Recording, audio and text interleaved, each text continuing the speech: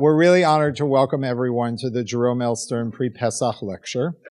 We are deeply grateful to the Stern family and to the Jerome L. Stern Family Foundation for making this evening possible. And it's very touching, particularly this year, that we are coming right out of the Yort site on Gimel Nisan, and we're just able to have a Kaddish upstairs as part of Mariv to really bring his neshama to an even higher place in this room.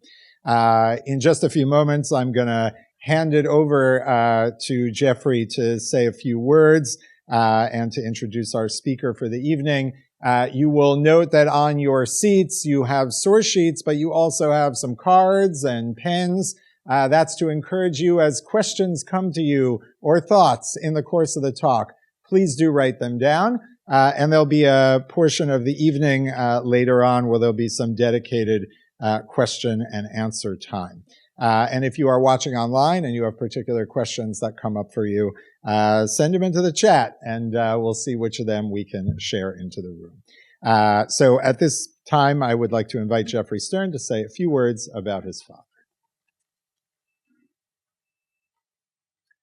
So as Reb Ethan said, today was my dad's yortzeit, and he did pass away right before Pesach, but he loved Pesach. And I think one of the reasons that he loved Pesach so much was because it was spring, because it was rebirth, because it was youth. My dad passed away at 93, but I've never met somebody who had such a young soul. He loved to mentor. He loved young people. He was in the arts, and he mentored young artists. He mentored young rabbis. A young Stevie Riskin was one of his mentorees. And he was very involved with the student struggle of Soviet Jewry with my mom, and who's here tonight. And Natan Sharansky would famously say that he was saved by a bunch of students. But amongst us, he would say, a bunch of students and Jane and Jerry Stern. So my dad was a student, and he loved students. And I'd like to think that he is very proud of the Stern family for being involved with Haggadah, because Haggadah is his type of place. It is the future, it is the youth, its students are the future leaders that we are going to depend on as Judaism moves into the future. And I think tonight we're going to see a little bit of that with Tali. I went to the Facebook page to see what Haggadah is up to. Just in the past week, I think Ethan told me over one weekend there were maybe 900 individuals participating in different Haggadah events. In Berkeley, there was a Rising Song Immersive. And I have to say, I'm a little nogea b'davar in terms of Haggadah.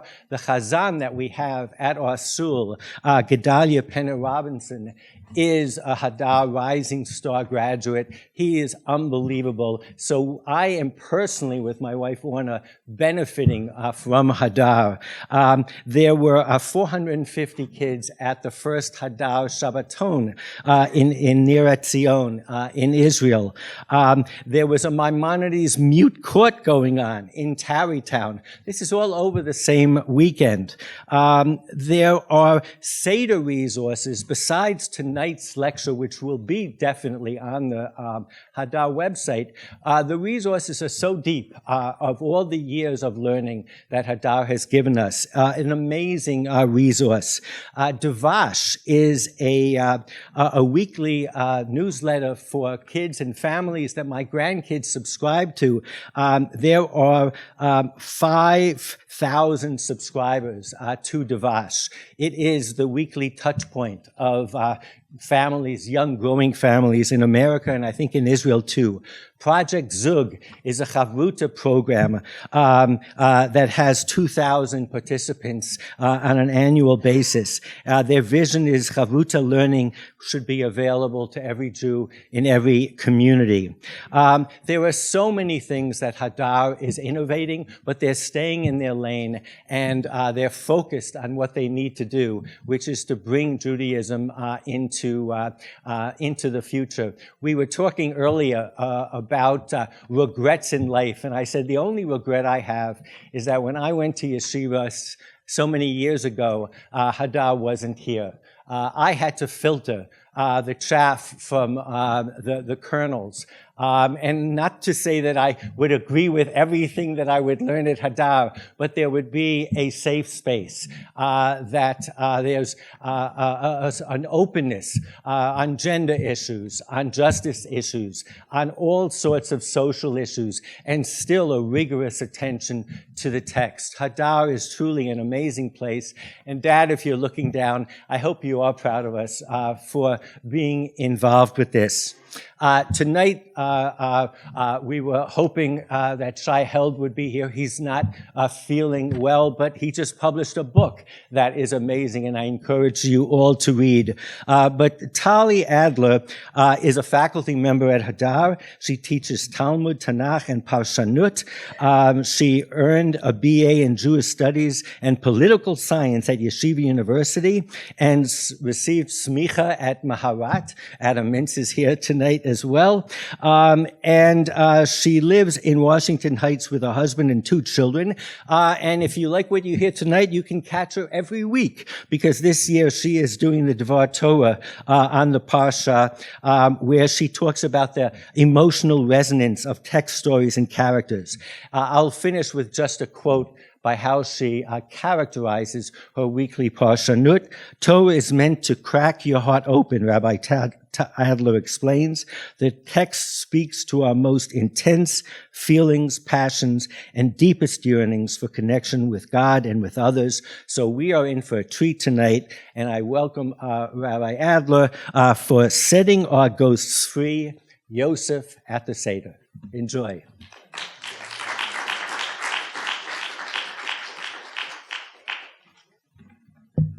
Thank you so much. I want to start by thanking the Stern family so much for making this possible. And I really want to say thank you for the honor of having the privilege to speak in your father's memory. And his neshama should have an aliyah. Yetziat Mitzrayim, the exodus from Egypt, is, in one way of telling it, a ghost story. It's not the usual genre that we assign to the tale. We usually describe it as a story of liberation. The emotions that we assign to it, for the most part, are a mixture of triumph, of joy, and of awe. But stories are created, at least in part, by where we choose to begin them. And Yetziat Mitzrayim, the exodus from Egypt, is a story with many beginnings. Let's talk about how we usually begin the story. We usually begin the story as Shmot does. We were slaves in Egypt. God came, God freed us. We follow the story through the Jews' exodus from Egypt, through the splitting of the sea, and if we have a lot of time on our hands, we'll follow the story all the way until they make it to Israel, until they make it to the Promised Land. But there's a different, earlier beginning to the story of the slavery in Egypt. There's a different, earlier beginning to the story of how we came to be there. And that story begins with Yosef. Source number 1. Ve'ele shmot b'nei Yisrael haba'im Mitzrayma, et Yaakov ish ubeito ba'u. These are the names of the sons of Israel who came into Egypt with Yaakov. Every man came with his household. Reuven, Shimon, Levi, and Yehuda, Yisachar, Zevulun, and Benjamin, Dan and Naphtali, Gad and Asher. And all the souls that came out of the loins of Yaakov were 70 souls. And Yosef was in Egypt already. And Yosef was in Egypt already. With this clause, the story invites us to remember the story before the story. The beginning before the beginning. We did not end up in Egypt by accident. We were there because of a tragedy precipitated by unthinkable hatred. Yosef's brothers selling him into slavery and deceiving their father, Yaakov, into thinking he was dead. We were in Egypt because we were a family torn apart. And while in one way of telling that before story, the saga of Yosef and his brothers ends with tearful reconciliation at the family's reunion in Egypt, there's another way of telling it. The way, in fact, that the Torah itself chooses in the final lines of Breshit, which insists that in this story, the story of the Jewish people's foundational sin is not complete until Yosef's body has been returned to Canaan. Source number 2. And Yosef took an oath of the children of Israel, saying, God will surely remember you, and you will carry up my bones from here.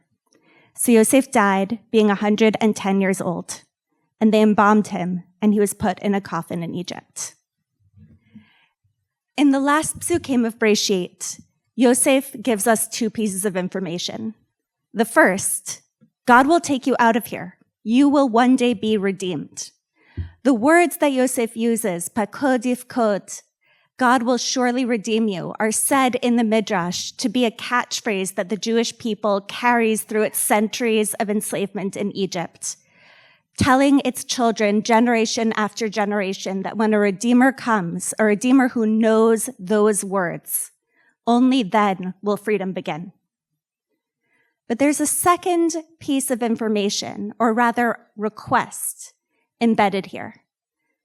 And the text ties these 2 together. You will be redeemed, and on that day, Yosef says, you must bring my body with you. You must bring my bones home. In one way of reading this is a simple request by someone who doesn't want to be left behind in Egypt. Yaakov, similarly, only a few chapters before, had asked his sons, Yosef actually specifically, to bring his body back to Canaan for burial. And we might read Yosef's request in that vein. It is proper for a member of Yaakov's family to be buried in Egypt, in Canaan. But there's something interesting about the request that Yosef makes.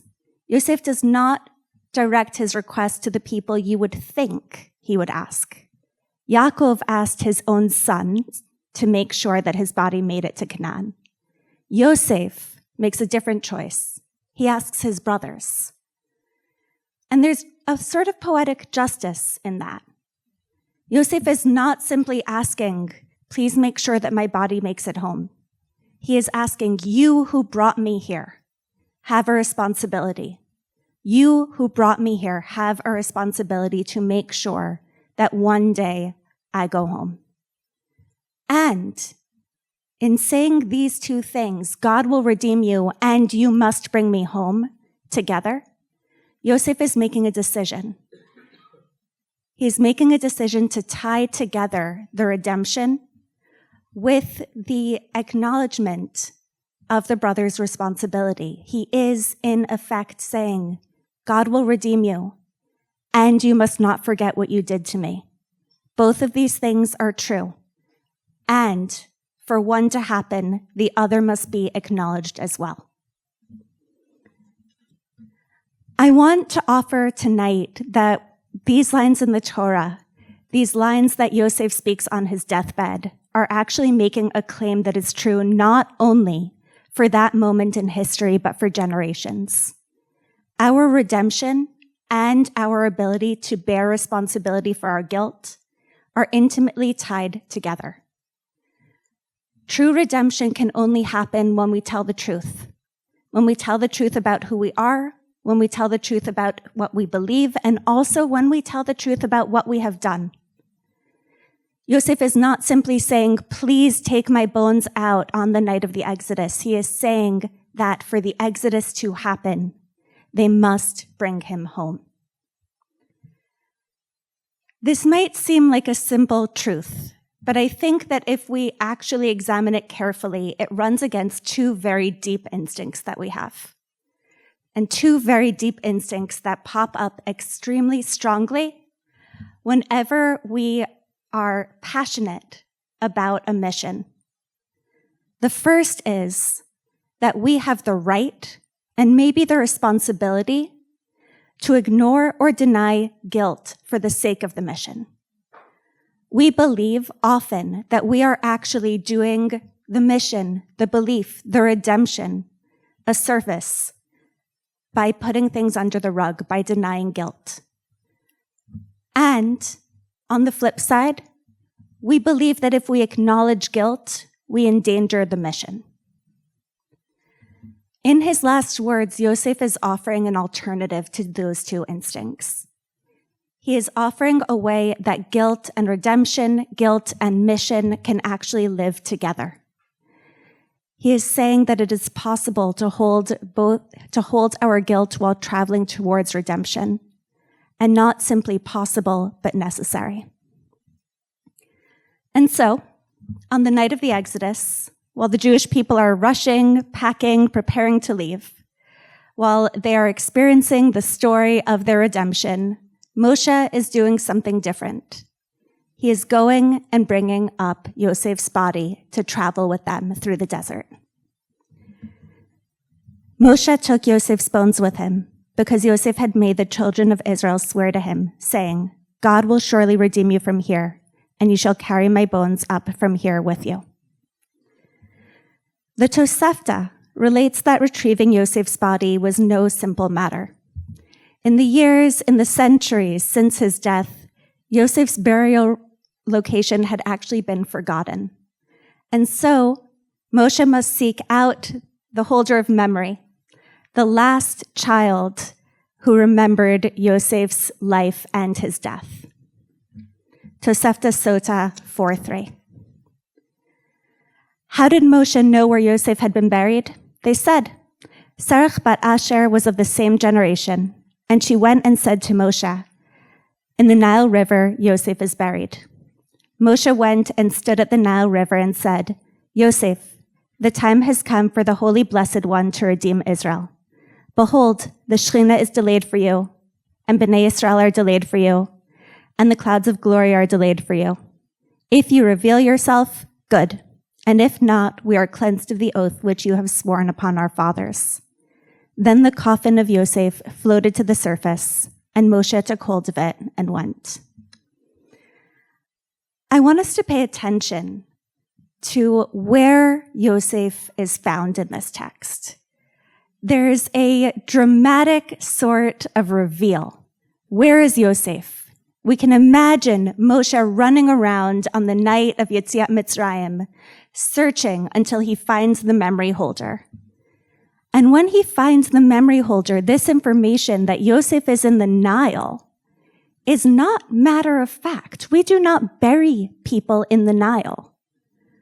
Or at least, we do not choose to bury people in the Nile. The truth is that there are other Jewish boys buried in the Nile.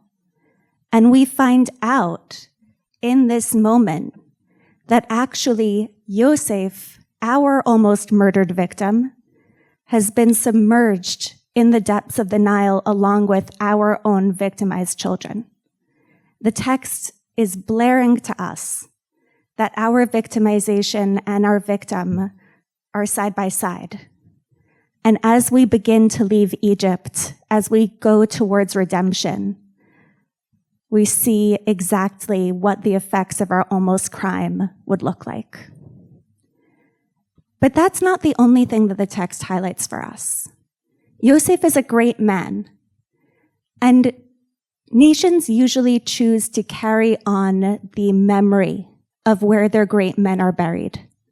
We know that the Midrash tells us that the knowledge of where our avot, our forefathers, were buried in Canaan was information passed on through the generations.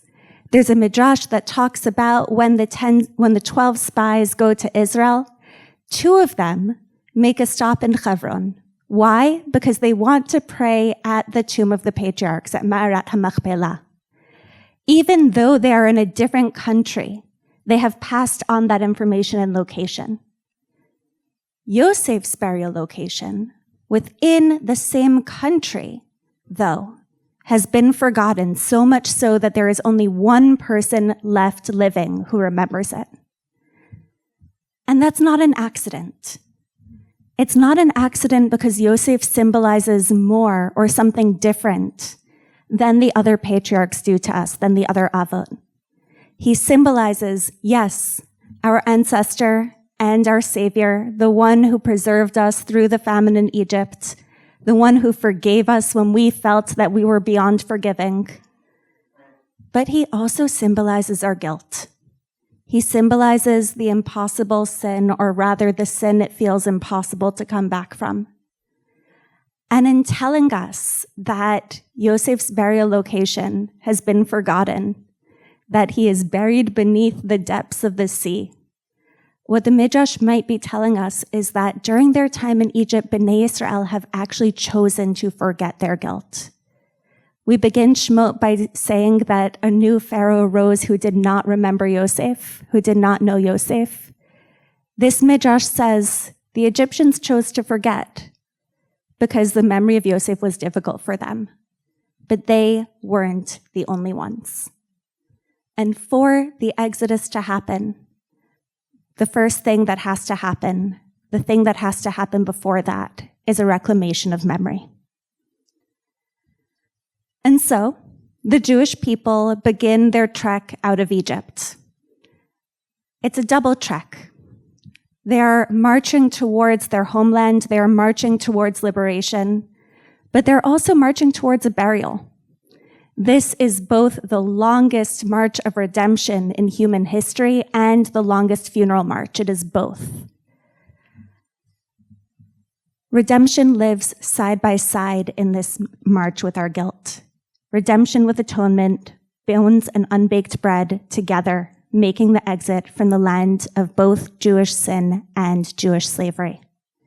The story of life and freedom is twinned with a ghost story, a story of people haunted by their greatest sin, and accompanied for 40 years by the bones of the man they sinned against.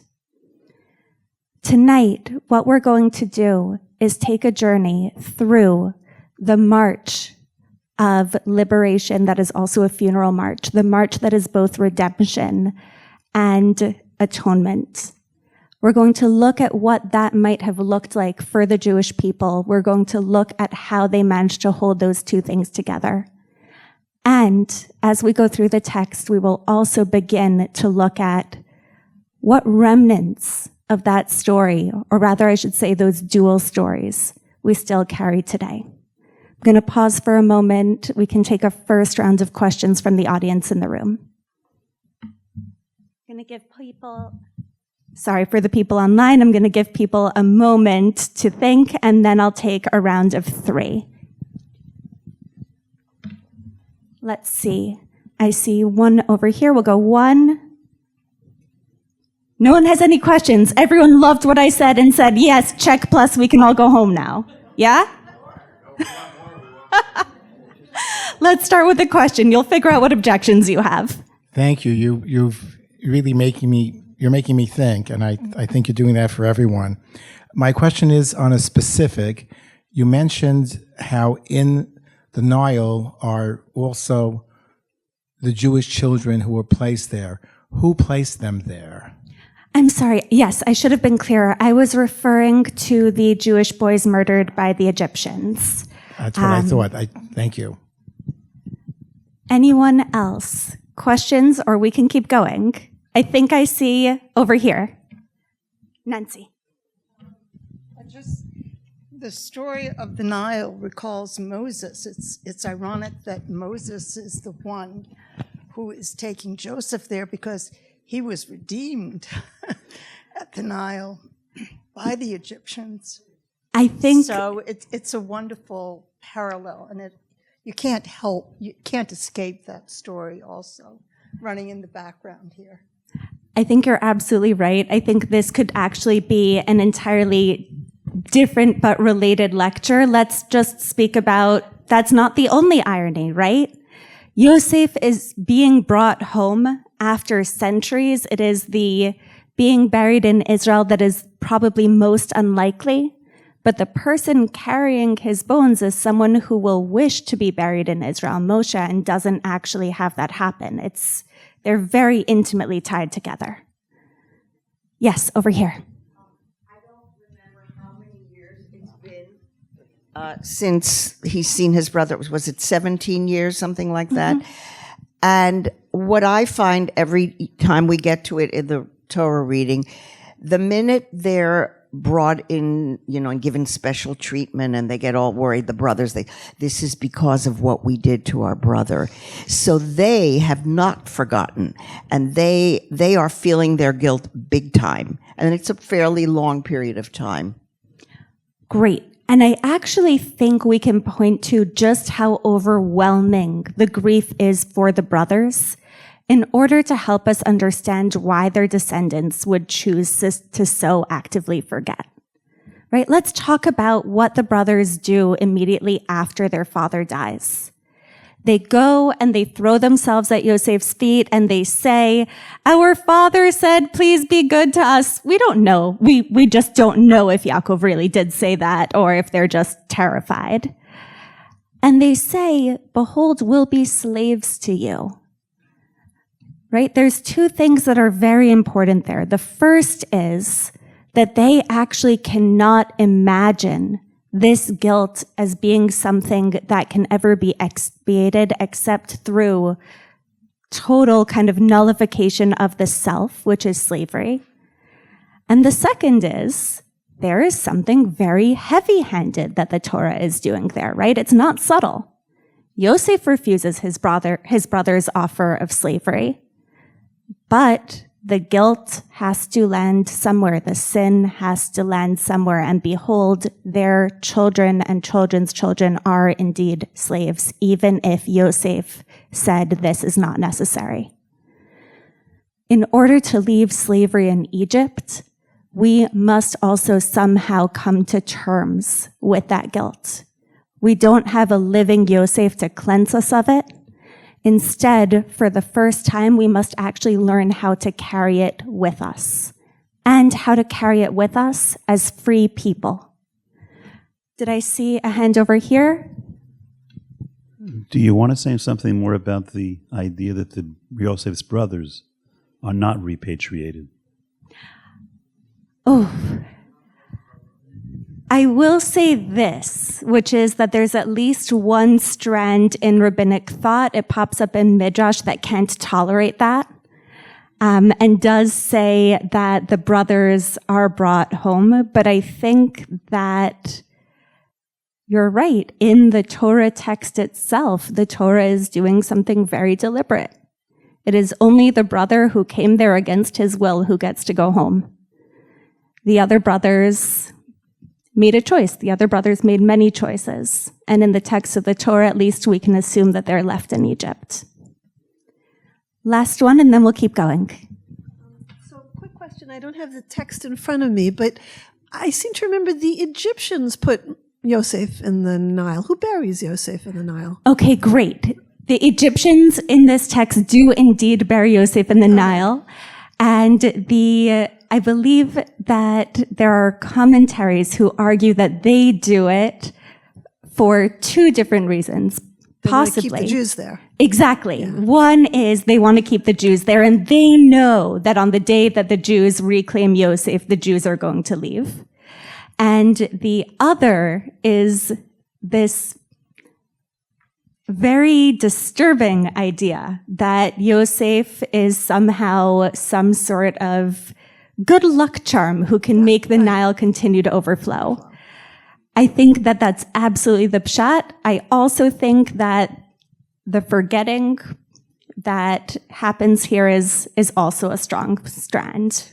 In some ways, the Egyptians and the Israelites, at least around this, are more alike than we'd like to think. Last one, really last one, and then we'll keep going. You're gonna spoil my whole shir. We'll get there. Yes, correct. Let's keep going. Exactly. Rabbis are everyone's worst nightmare congregants, and it's not an accident. I'm very happy you're here. Let's look at what the journey out of Egypt, the journey through the desert looked like in the Tosefta as it continues. This is source number 5. I'm continuing in the text. And there were 2 aronot, 2 we'll say for now, arks traveling together. What you have to know for this text is that the word aron is both an ark and a coffin. The Aron Kodesh, the holy ark, the ark which presumably contains the luchot, and the Aron Shalmet, the Aron of the dead, Yosef's coffin. And all the passersby would say, what is the nature of these two arks? Because we're right before Pesach, because this is a Pesach lecture, I want us to notice that this is a question that arises based on seeing something strange, something out of the ordinary. There's an eerie echo of many of the questions that we begin the Seder night with, right? Why are there two when usually there would be one? And just like those questions are prompted by something strange that we actually do in order to elicit the curiosity, one might say that the decision to have these two aronot, Yosef's coffin, and the aron carrying the luchot side by side, may have been a deliberate decision in order to invite questions. And why do we invite questions on the Seder night? We invite questions on the Seder night so that we can tell our story. I want to suggest that part of what the Tosefta is doing here is imagining that these two aronot side by side are meant to arouse curiosity. And they are meant to arouse curiosity because for the 40 years in the desert, we cannot become numb to who we carry with us. We cannot forget that it is Yosef in that box. We cannot forget that it is Yosef we are bringing home. And we cannot forget why we have to do that. Let's continue in the text. And all the passersby would say, what is the nature of these two arks? They said to them, one is the holy ark, one is the Aron Kodesh, and one is an ark of the dead, one is a coffin. They said to them, and how is it possible for the Aron Kodesh to travel alongside a coffin? Right? Usually we try very, very hard to protect anything that is sacred from coming in contact with the dead.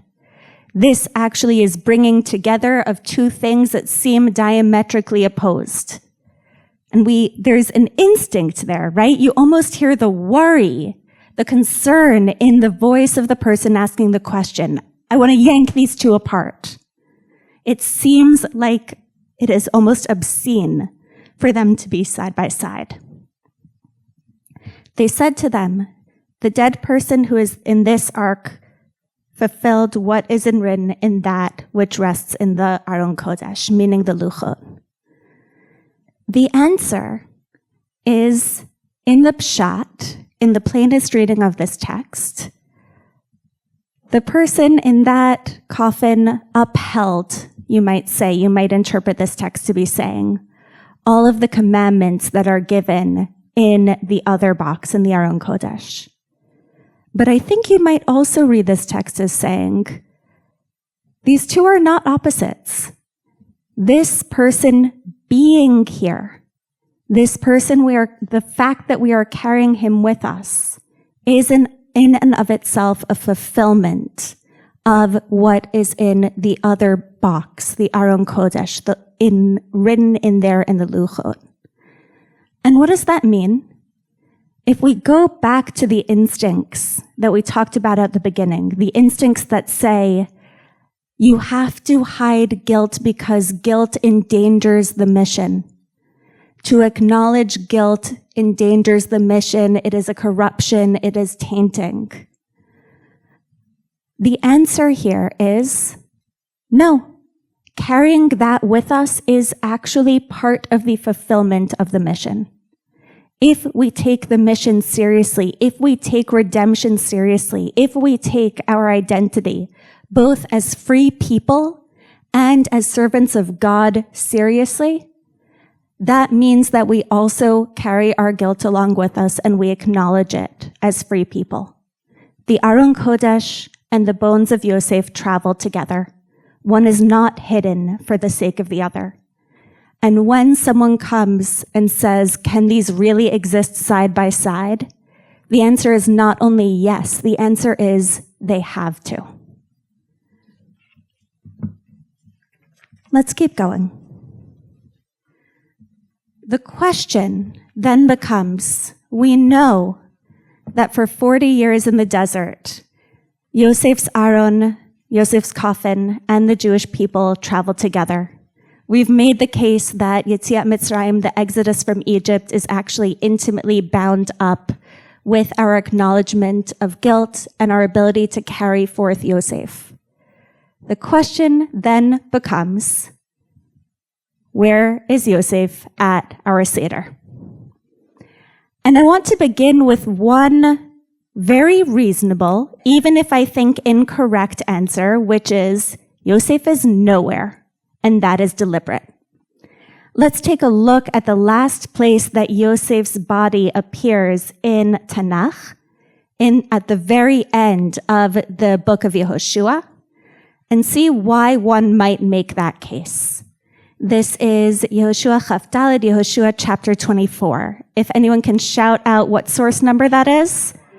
Great. Oh God, we're only on source number 4. Then Yehoshua said to all the people, thus said God, the Lord of Israel, Ko amar Hashem Elokei Yisrael. And I'm going to read this in Hebrew because I think it will be familiar to some people in this room. Be'ever hanahar yeshvu avotechem me'olam, terech avi Avraham ve'avi Nachor. Shout out where you recognize that from. The Haggadah. This is one of the texts that we read at the Haggadah. It is one of the 2 narratives that we tell when we tell the story of how we went from Gnut to Shevach, from someone give me a word for Gnut, disgrace, to praise, to glory. And it begins with, our fathers were idolaters on the other side of the river. And it continues. But I took your father Abraham from beyond the Euphrates and led him through the whole land of Canaan and multiplied his offspring. I gave him Yitzchak, and to Yitzchak I gave Yaakov and Esav. I gave Esav the hill country of Seir as his possession, while Yaakov and his children went down to Egypt. That's where the text ends in our Haggadah. But very shortly after that, within the same chapter as we currently have our chapters divided, we come to a very interesting pasuk. The bones of Yosef, which the Israelites had brought up from Egypt, were buried at Shechem. Exactly. Dr. Mintz just pointed out that the reason that Yosef is buried in Shechem is because that's actually the place at which Yosef was sold, right? It's a very poignant final homecoming. But I want us to notice something here. The Haggadah makes a decision. One might argue if the people who composed the Haggadah had any interest in bringing Yosef to our Seder, they could have extended the text. They could have extended the text, which goes on. We cut this part off to tell about slavery in Egypt and redemption from Egypt and coming into the land. And then very soon after that, mentions Yosef's bones being buried. That is not what our Haggadah chooses to do. And someone might make a case that this is deliberate, that the gap is actually meant to erase Yosef from the Seder entirely, because on a night of redemption, guilt has no place. I want to do 2 things tonight in response to that. The first is that sometimes gaps, sometimes silences, are actually our way of shouting. The text here says very similarly to what we had before. I gave Esav the hill country of Seir as his possession, while Yaakov and his children went down to Egypt. And perhaps we are actually meant to hear the silence that shouts there. Yaakov and his children, all except one who was already there. And perhaps that blaring silence is actually meant to be louder than any words we could put in the text. perhaps it is actually in that gap where Yosef's ghost sits and reminds us that he is there and how we got to Egypt in the first place. But Jewish tradition is not content to settle for simply what we might call a Yosef of the gaps. Jewish tradition is intent on bringing back Yosef actively. And in our time remaining together, I want us to look at a few examples of people who have done that, who have said, this is where Yosef lives at the Seder.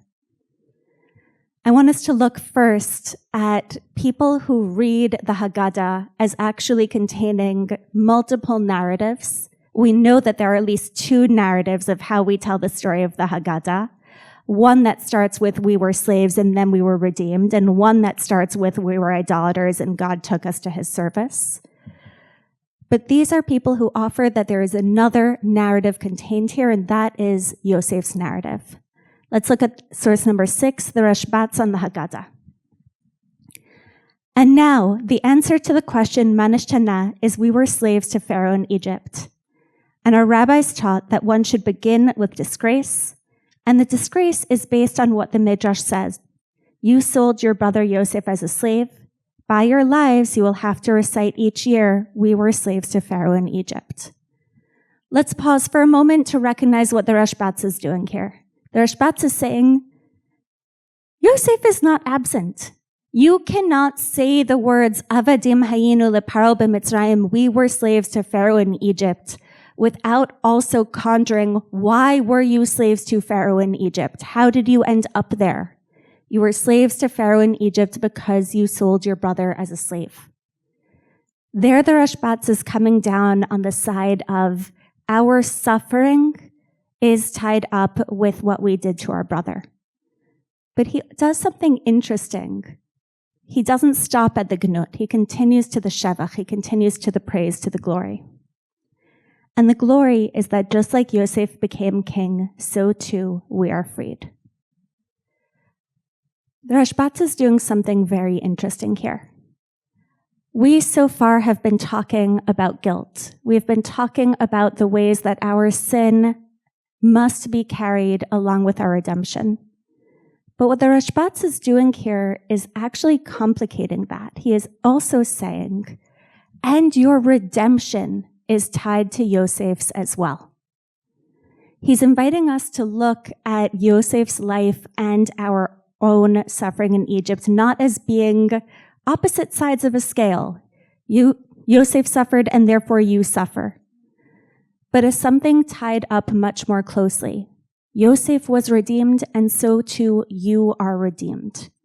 We're not forced to be alienated. We're not forced to think that Yosef's life comes at what I'll call the cost of our own. The Rashbats is offering us a different way to tell that story.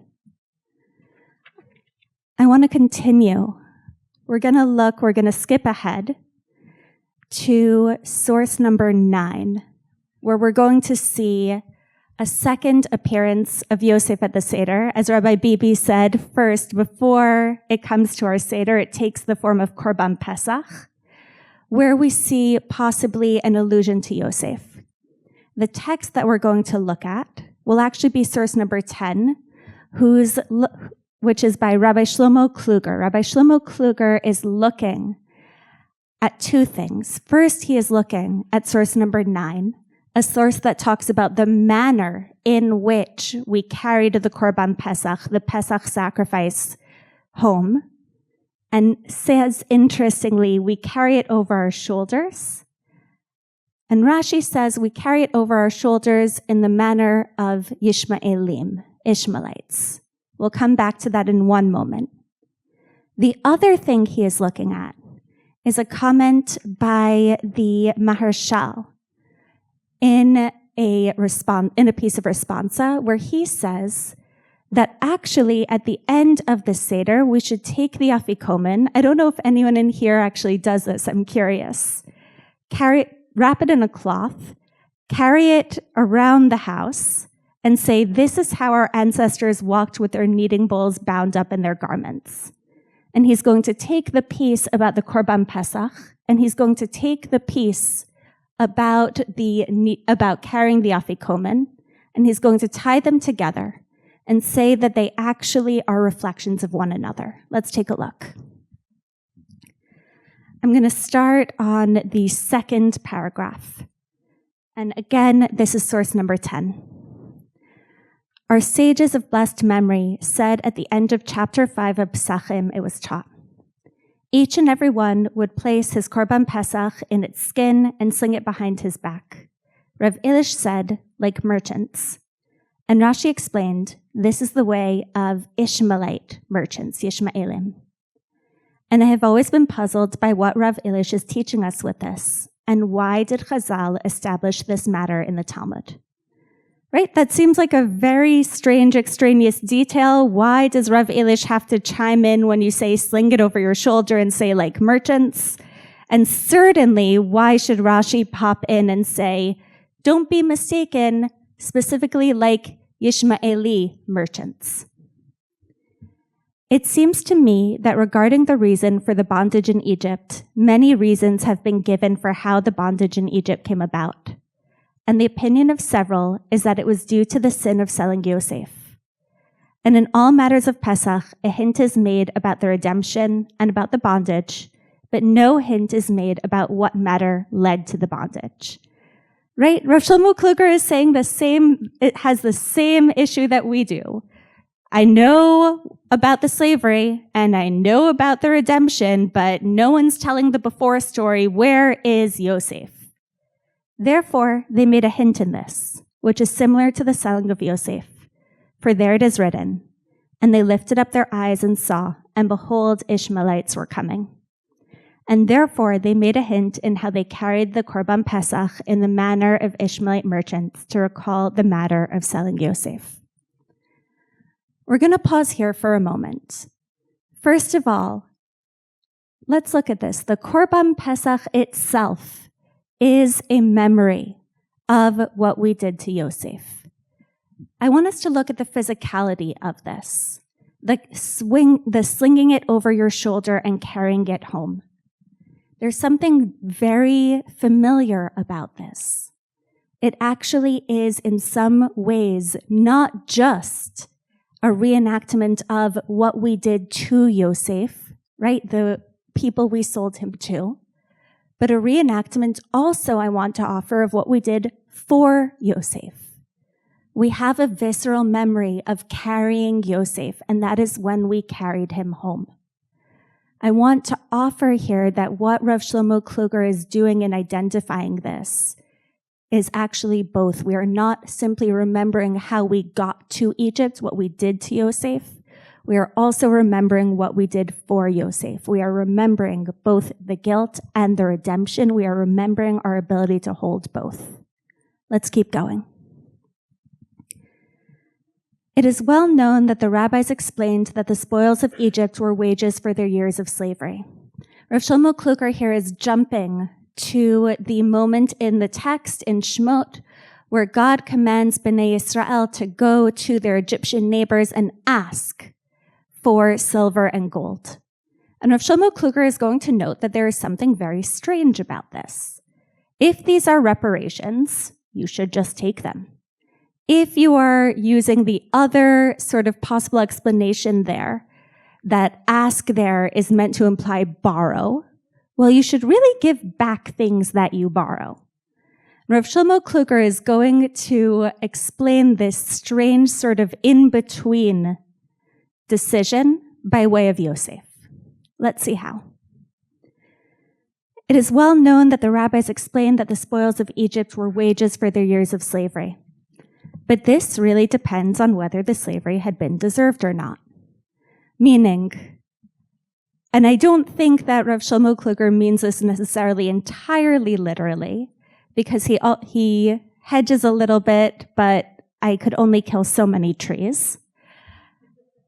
But what he's offering here is, if this was punishment for your sins, you don't deserve reparations. If they were obligated in this enslavement, meaning if they deserved it, if the enslavement was indeed a punishment for their sins, as we have seen certain texts tonight argue, then consequently they would not deserve payment for it. And therefore the Holy One, blessed be he, commanded for this reason that they should ask for the Egyptian valuables and not take them forcefully. For according to appearance and practice, they would not deserve payment by law since they were liable for this sin due to the sin of Yosef. First point, Bnei Israel are told to ask rather than to seize because, yes, they are victims, and their victimhood is complicated. In some way, their victimhood is bound up with what they did to Yosef, and in some way God is saying, yes, you deserve reparations, yes, you were victims, yes, your suffering is real, and it's the first place Rav Shlomo Kluger takes us. The second is what it actually takes to be willing to ask rather than to seize.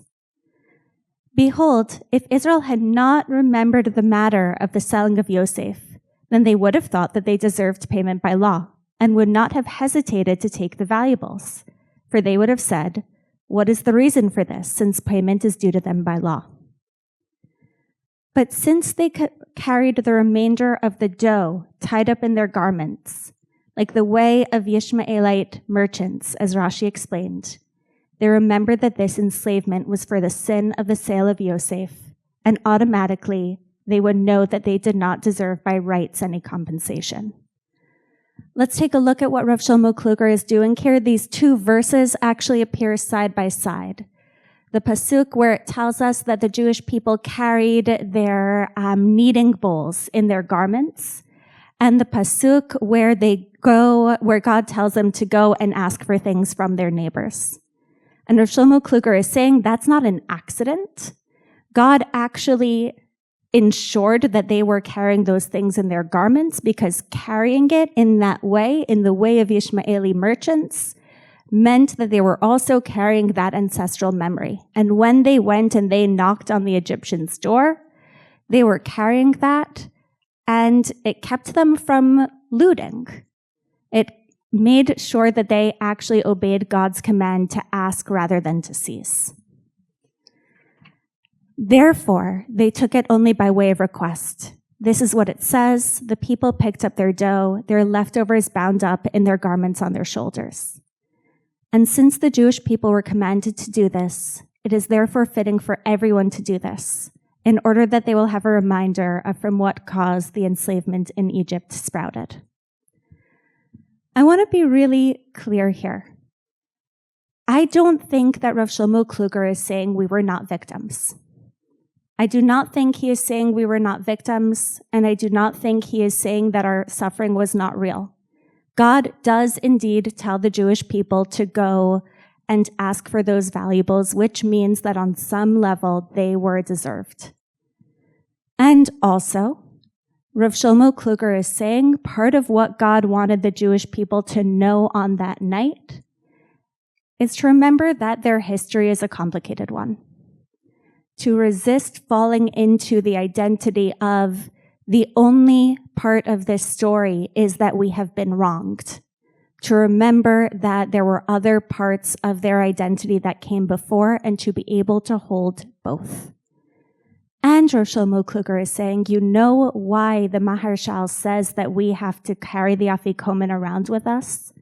Because we actually still have to remember that to this day.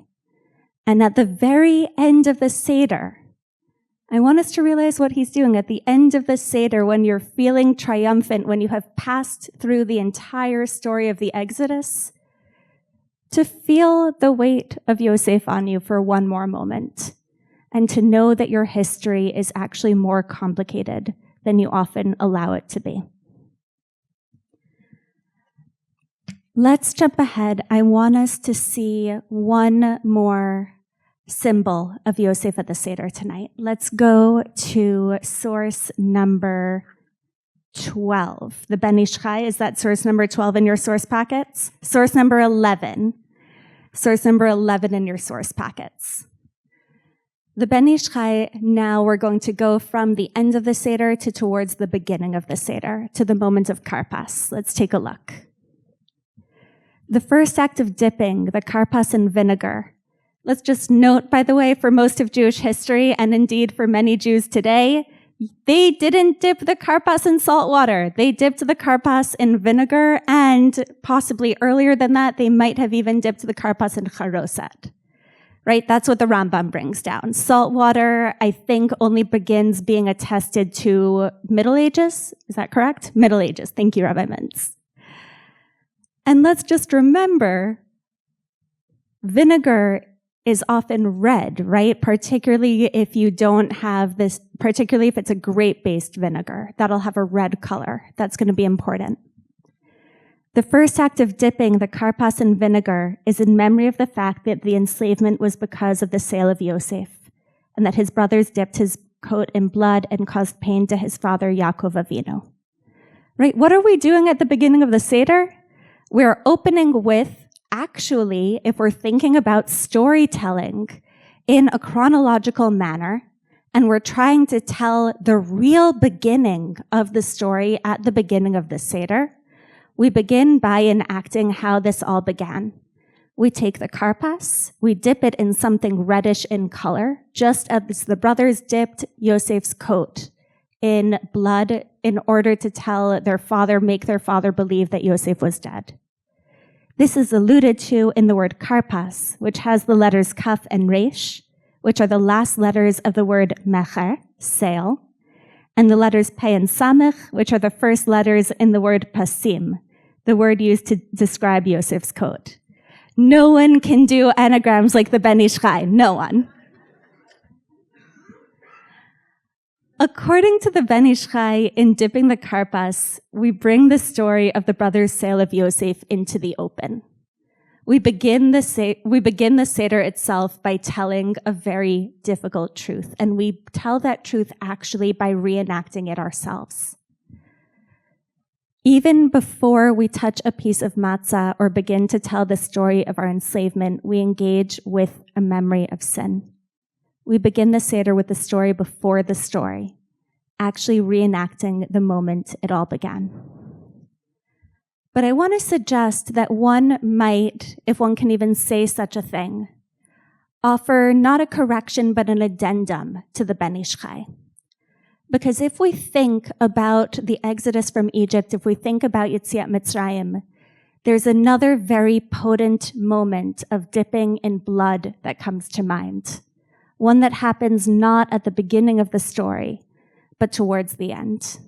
And that is the moment where we take hyssop and dip it in blood in order to mark our doorposts so that God will know to pass over that household. As God is conducting Makat Bechorot, that is the blood we put on the doorposts in order to mark ourselves as a Jewish household. And I want to offer that if the dipping of Yosef's coat into the blood marks a moment of sin and of guilt, the moment of dipping the hyssop into similar blood marks a moment of redemption. And marks a moment of redemption that actually deliberately echoes what we did to Yosef. Right? These are two acts that look very familiar. They are two acts that take place in a family context.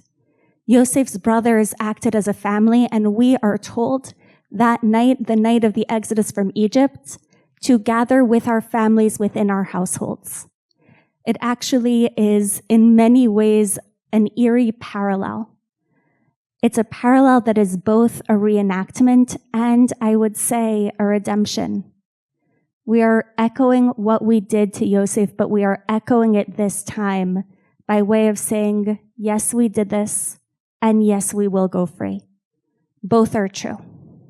And I want to suggest that perhaps if we take the Ben Ish Chai's explanation of karpas at the beginning of the Seder, we might say, yes, and.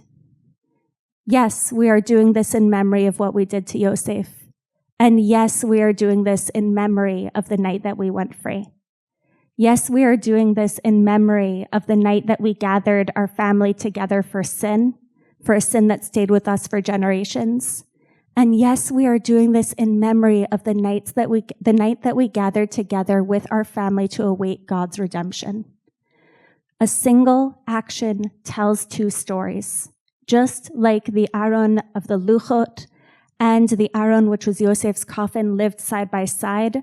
On the night of the Seder, we say there can be multiple truths. We can tell multiple stories, and we can tell multiple stories at the same time. I want us to close with this.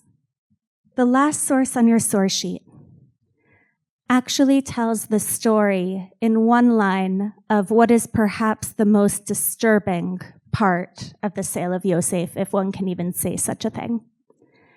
And that is what the brothers actually did while Yosef was in the pit, before he was taken by the Ishmaelim. Then they sat down to, I think in your copy of the source sheet, it says to have a meal, but I want us to note, because it's not coincidental on a night when we're talking about Pesach, the text actually says they sat down to eat bread. This is the last meal that we hear about Yaakov's family having together until they are reunited unknowingly with Yosef in Egypt. And it's a meal that's precipitated, I want to argue, by the brothers' inability to hold a complicated story. What we are asked to do on the night of the Seder, if we believe seriously that we invite Yosef there, that we invite the story of what we did to Yosef and the guilt that we carry, is we sit down and we deliberately tell a complicated story.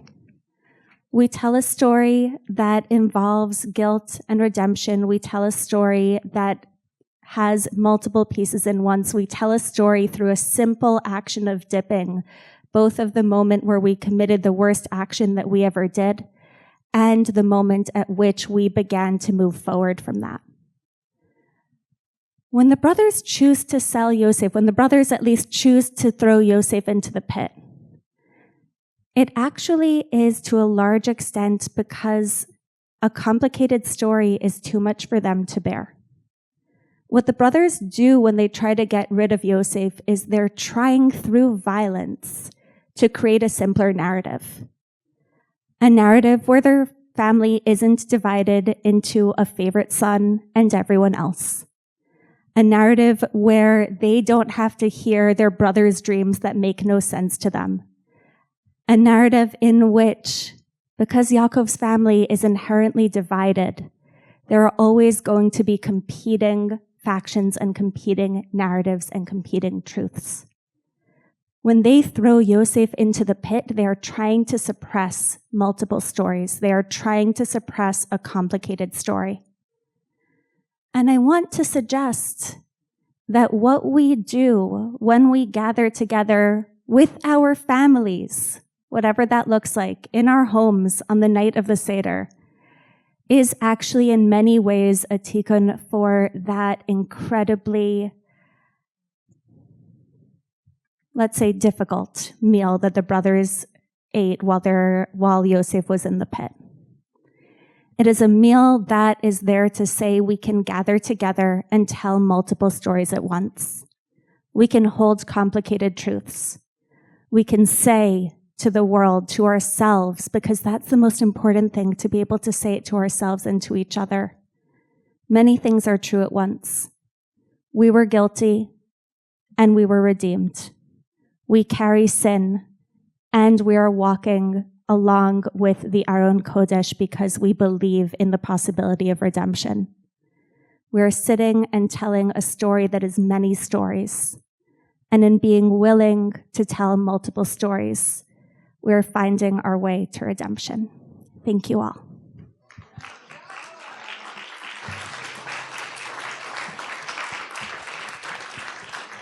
Thank you all. I think we first have a few questions from online. We'll take questions from the room first. Let's say we'll take a round of 3 questions, and then we'll see where we get. Not 1, not 2, not 3, and then we'll keep going. Blood, as you say, on the doorpost and the carbon Pesach as the beginning, not so much of redemption, but as the beginning of this journey to redeem themselves and from the sin that they've done. And it makes you think, there are so many traditions about not all the Jews left Egypt. And it doesn't say what happened to them. And I thought about it for the first time. Well, they weren't slaves necessarily. They just decided they didn't want to go on this journey. They were not willing to take, I don't know what kind of a sacrifice the Pesach was, but typically you bring a sacrifice sometime to begin kapara, to begin redeeming oneself from the guilt. And those that stayed behind didn't want to take that journey. It just opened up my eyes. The whole Seder then becomes a continuation of this story of the brothers sitting down. Next year, when I give this share again in a different context, please God, I'm stealing that ending. Thank you. Thank you. I would just perhaps reflect on how King David is the one who always remembers his sins.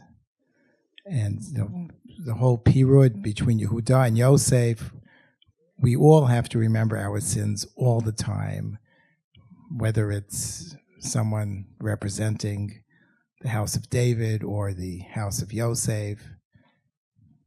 Thank you. And I might add, maybe that's part of why David's house is the only one that we say can survive completely falling apart, and we believe it will be reconstituted. Maybe that's the journey that allows that. We have one from online. Well, let's take a third from over here, and then we'll take from online. Thank you. That was brilliant, complex, and very moving. I'm a little bit perplexed. I don't know how to frame this question by the use of the first person plural when you're saying we. Almost always you're saying we as being those who had sinned against Joseph. Aren't we Joseph as well? I love that question. I'll say two things about that. The first thing I'll say about that is there's a midrash that actually explicitly talks about why does Moshe, who's a Levi, go to raise Yosef's bones from the Nile on the night of the redemption? Why shouldn't someone from Ephraim or Manasseh do it? And the answer given is that Ephraim and Manasseh, their tribes acknowledge that it's a greater honor for Moshe to do it. I think that's doing two things. I think that midrash is reminding us it's actually appropriate for someone who is not from Ephraim and Manasseh to do the bringing up of Yosef's bones because of that guilt. But it's also reminding us exactly as you just did that Ephraim and Manasseh exist and that we are them just as much as anyone else. I'll add to that it's poignant that who does the final burial of Yosef in Eretz Yisrael? It's Yehoshua. He's from Ephraim. And again, we see this story of Bnei Yisrael as both. We are both the descendants of the ones who sinned and the descendants of the ones who were sinned against. Let's take a question from online. Ahuva from DC. Why is our dipping moment of redemption tied to the very challenging plague of Makat Bechorot? This seems to create more innocent victims, Egyptian children. Oof. I really like when people give me easy questions.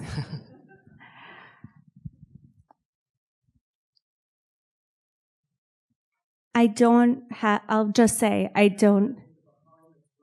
Yeah. Oh, right, because they're trying to, wow, real Oedipal moment. There is a midrash that says that the Bechorim of Mitzrayim killed their fathers because they wanted their fathers indeed to allow the Jewish people to go free because they knew that they were in danger. I will just say this. I don't have an answer for why. I will just say that I think that if we're willing to say that the act of dipping contains many stories and can contain many emotions, including redemption, including guilt, there's room for one more layer of story there. I think we have time for one more round of questions from the room.